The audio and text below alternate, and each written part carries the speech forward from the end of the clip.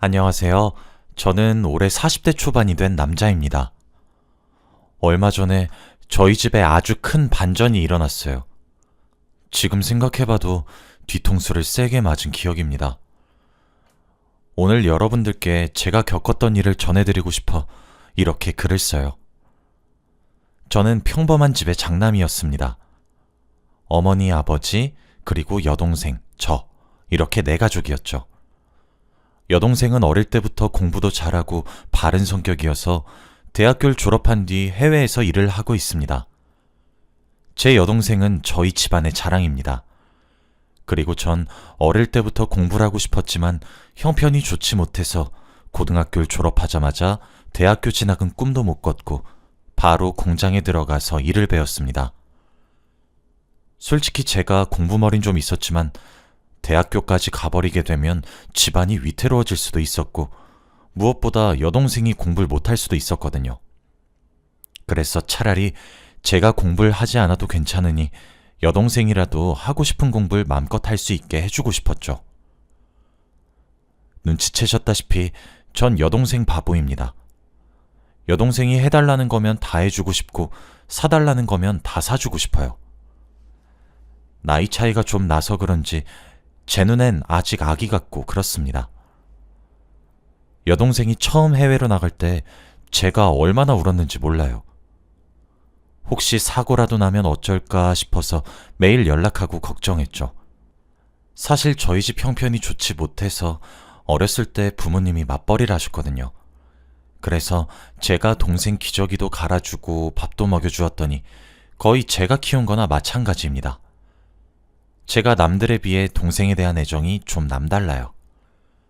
동생은 주책이라고, 오빠가 이러면 자기가 더 창피하다고, 걱정하지 말라고 하지만 걱정이 되는 걸 어떡하나요? 동생이 해외에서 일을 하고 있을 때 전 공장에서 어느 정도 자리도 잡고 이제 30대로 들어섰습니다. 그리고 주위에서 하나둘씩 결혼을 하기 시작했죠. 다들 저한테 왜 여자친구가 없냐고 말은 하지만 솔직히 누굴 만나고 싶다는 생각도 없었고 결혼 생각은 더더욱 없었습니다. 그런데 저희 부모님은 저와 다른 생각이시더라고요. 얼른 며느리를 보고 싶다고 매일같이 말하셨습니다.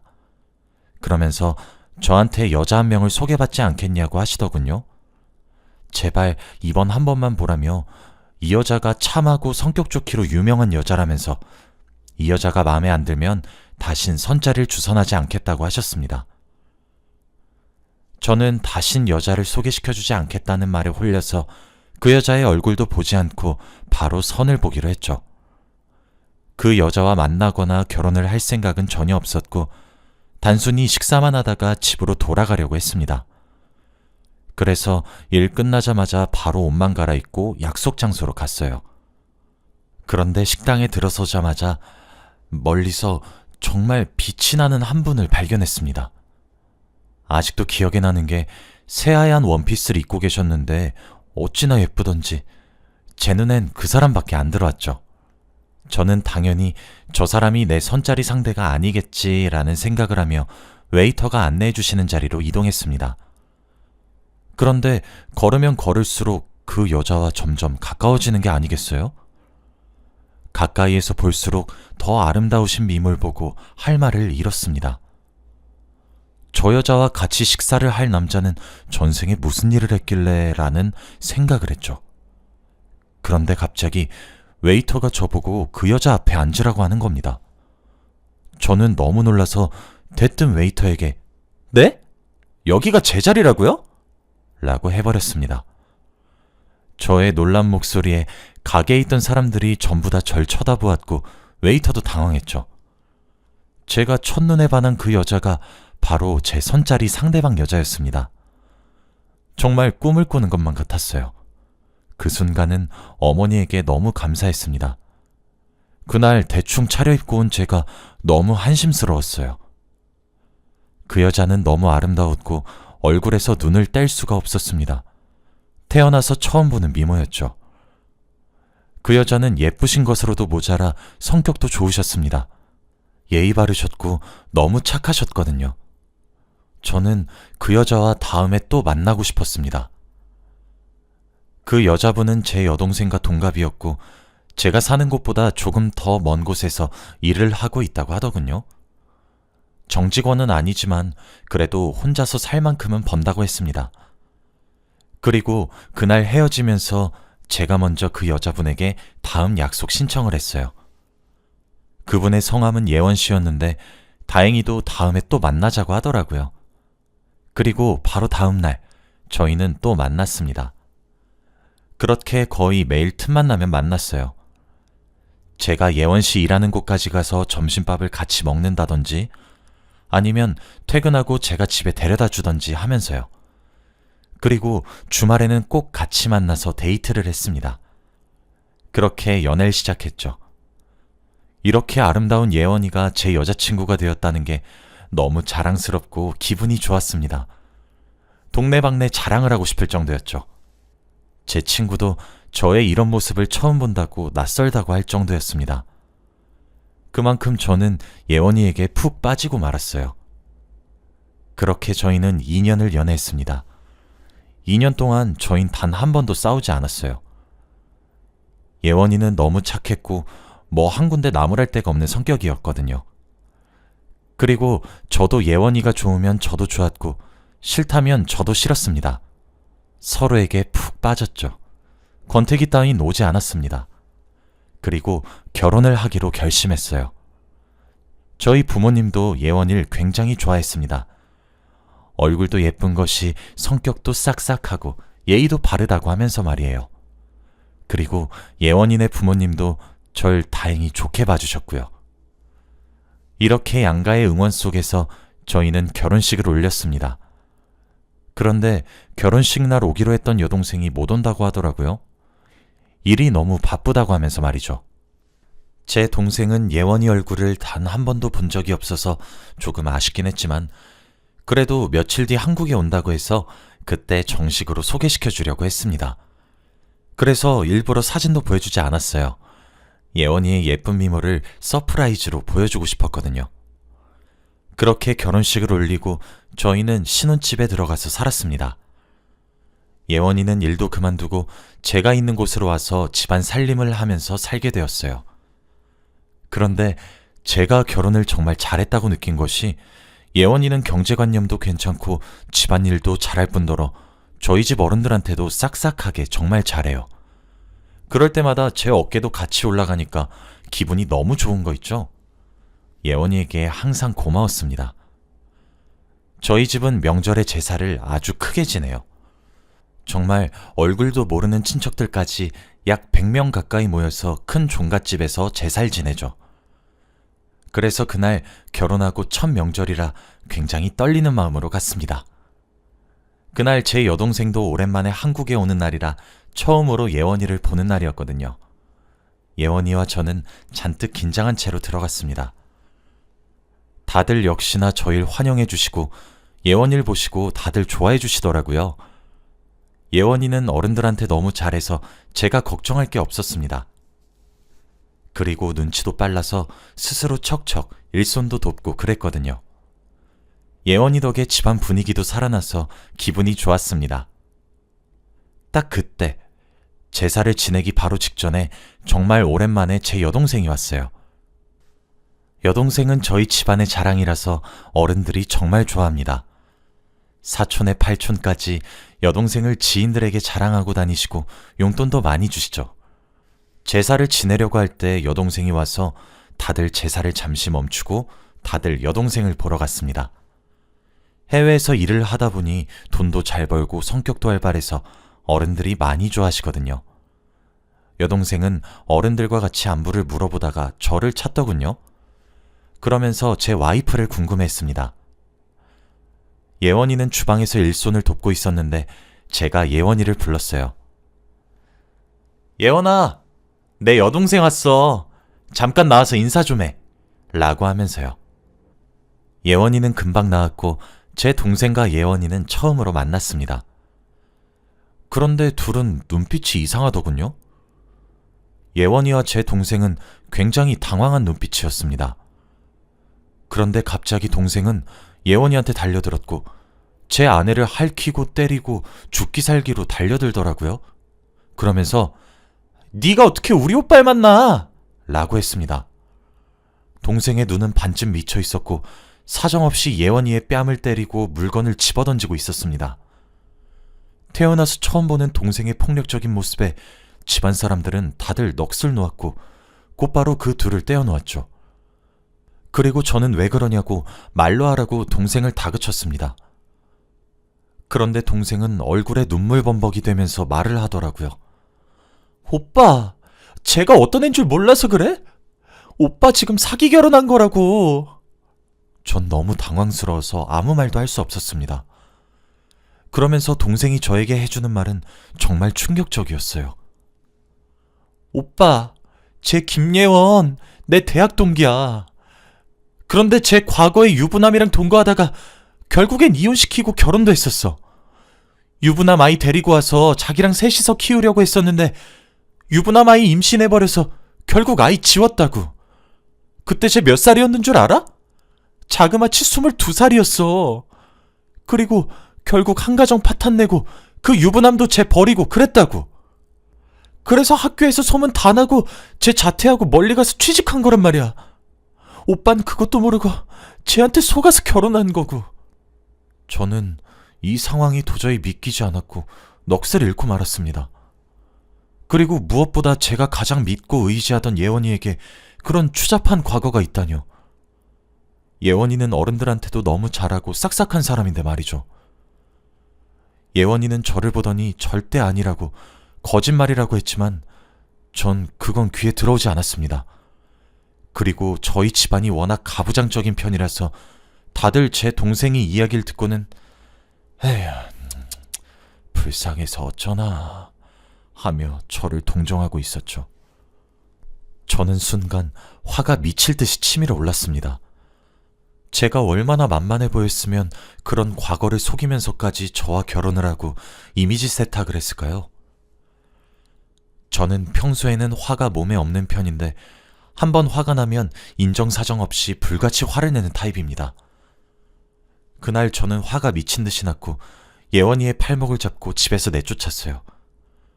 가족들의 시선을 피해서 단 둘이 있는 곳으로 갔습니다. 그런데 예원이는 계속 아니라고 했어요. 제발 한 번만 믿어달라고 하면서 말이죠.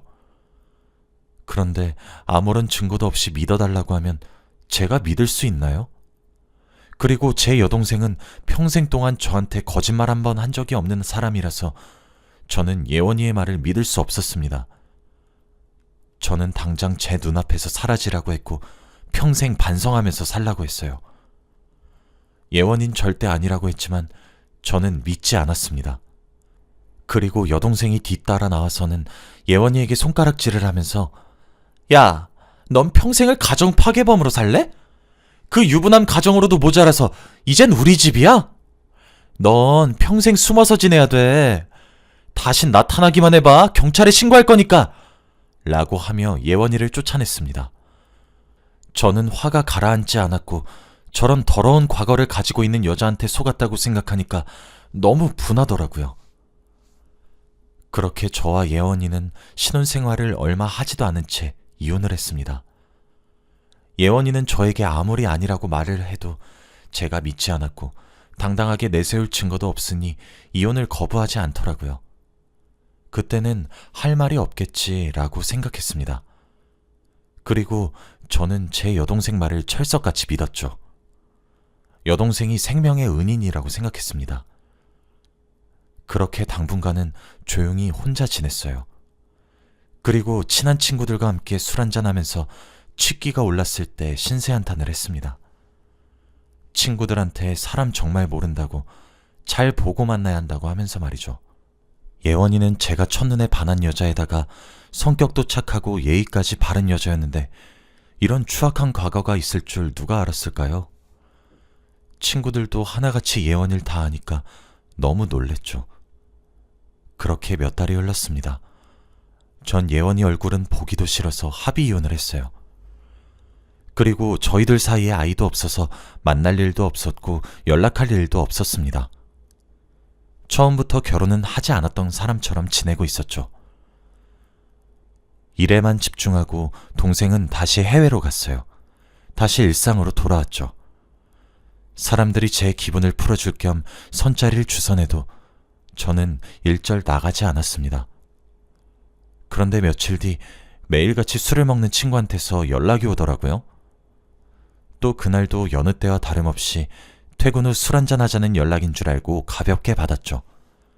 그런데 친구의 입에서 뜻밖의 이름이 나왔습니다. 이혼 후 몇 달 동안 한 번도 들어본 적이 없는 전 와이프 이름이요. 야, 나 얼마 전에 네 전 와이프 예원씨 우리 병원에서 봤다? 사실 이거 너한테 말할지 말지 굉장히 고민했는데 그래도 알고 있는 게 좋을 것 같아서. 친한 사람한테 물어보니까 심장병이라고 하더라. 전 몇 달 만에 들은 전 와이프의 이름이 참 이상하게도 반가웠습니다. 원래라면 화가 나서 미쳐야 할 텐데 저도 참 한심하죠.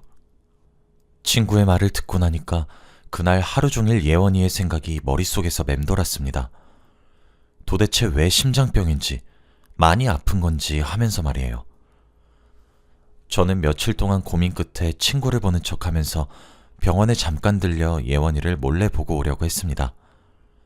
그런데 제가 원래 친구이라는 곳에 놀러가고 이런 성격이 전혀 아니에요. 그래서 그런지 친구도 제가 느닷없이 오니까 딱 예원이를 보러 온 줄 알더라고요.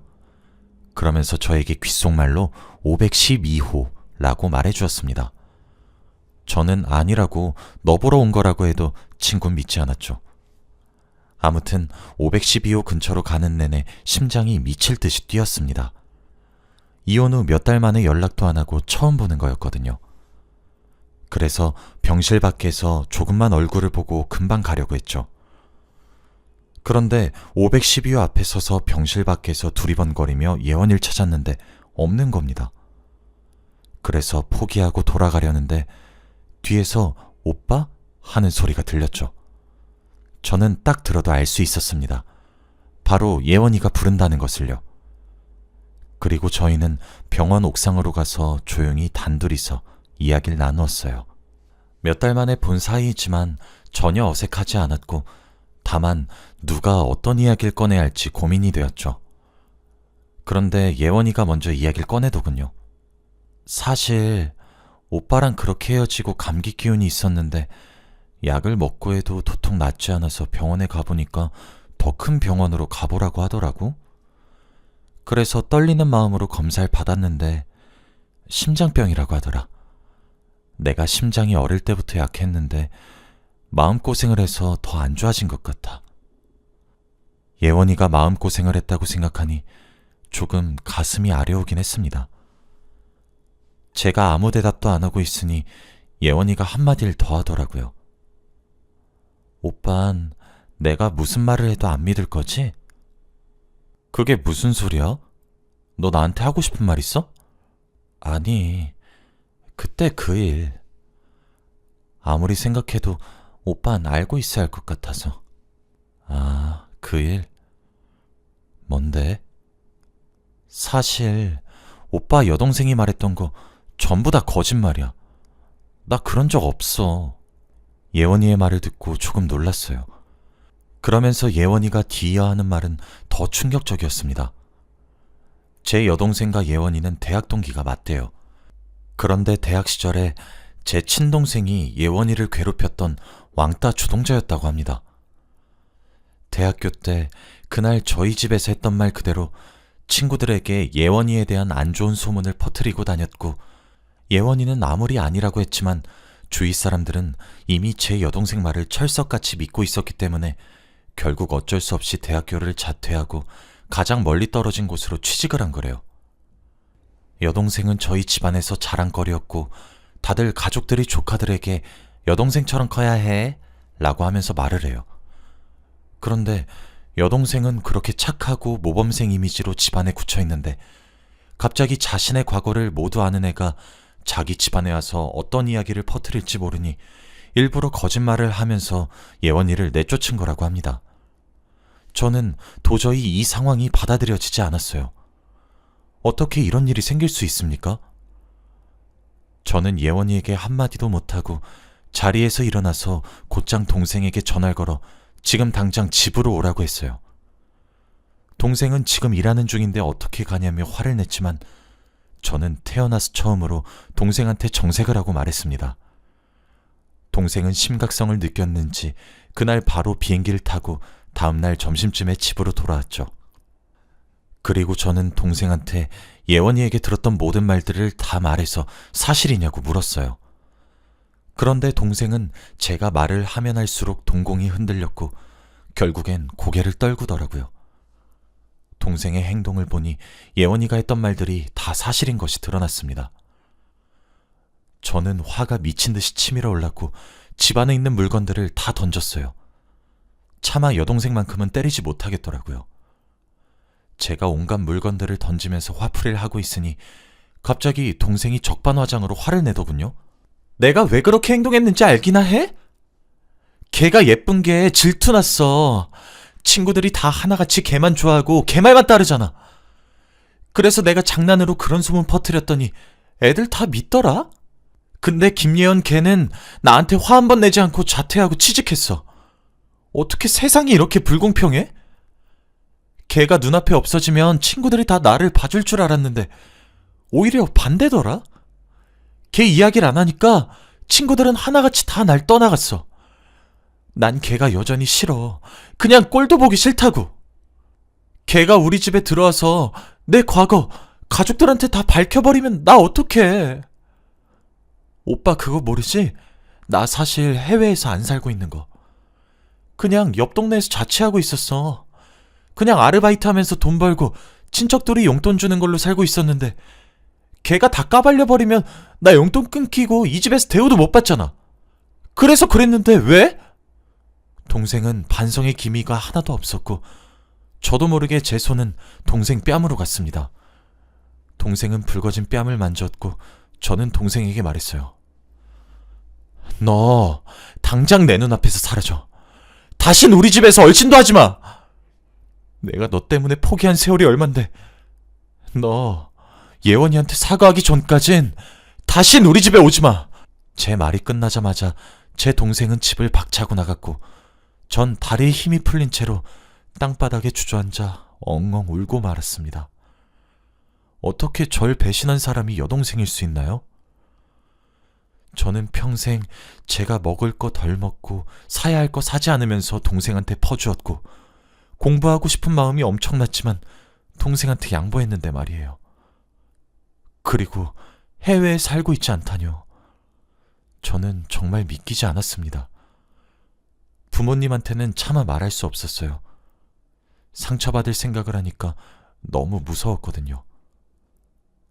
그리고 전 며칠 동안 고민 끝에 예원이를 다시 찾아갔습니다. 예원이는 대충 제 표정을 보고 어떤 일이 있었는지 눈치를 챈 것 같아요. 그리고 저는 무릎을 꿇고 과거의 일에 대해 사과했습니다. 예원이는 괜찮다고 여동생 말을 믿는 건 당연하다며 제 편을 들어주었지만 그럴수록 저는 더 미안해졌죠. 그 후로 저는 병원에 자주 들러 예원이의 병간호를 열심히 해주면서 사죄를 했습니다. 지금은 예원이는 약물 치료만 하면 될 정도로 많이 나아져서 퇴원을 했어요. 그리고 저는 차마 예원이에게 다시 만나자고 하지 않았습니다. 다시 만나는 건 양심도 없는 짓이니까요. 그렇게 저희는 서로 각자 갈 길을 갔습니다. 예원이가 평생 행복했으면 좋겠어요. 제 여동생은 제사 때도 집에 한 발자국도 들이지 않았고 가족에게 연락 한 통 없습니다. 옆 동네에서 뭐라고 사는지도 몰라요. 저는 평생 사과할 때까지 봐주지 않을 생각입니다. 여러분도 저처럼 가족에게 뒤통수 맞은 적 있나요? 사람 일은 정말 모르는 것 같습니다. 제 이야기는 여기까지예요. 들어주셔서 감사합니다.